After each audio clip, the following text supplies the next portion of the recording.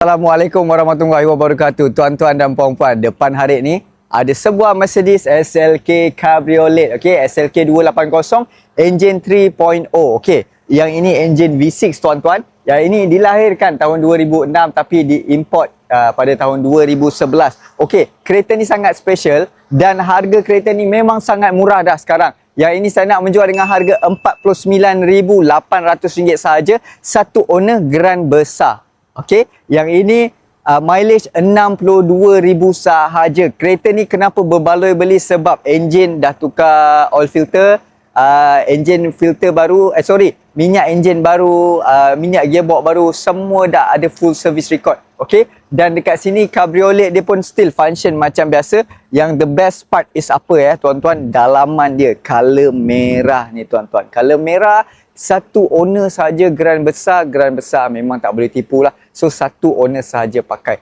So tuan-tuan, kalau tuan-tuan berminat dengan kereta SLK yang sangat comel ni, nak bawa pergi pasar boleh. Kepada puan-puan datin-datin yang nak pakai kereta ni, takut pakai kereta besar, ini dia kereta kecil, bawa pergi pasar, jalan-jalan, beli goreng pisang, boleh buka semua. Memang sangat cantik kereta ni. Okey, dengan harga RM49,800, siap tukar nama, tuan-tuan dah boleh dapat kereta yang memang sangat menawan, memang sangat comel tuan-tuan. Kepada yang laki-laki nak pakai pun tak ada masalah, memang ranggi tuan-tuan. Alright. So tuan-tuan, kalau berminat terus call Harid, WhatsApp nombor tertera.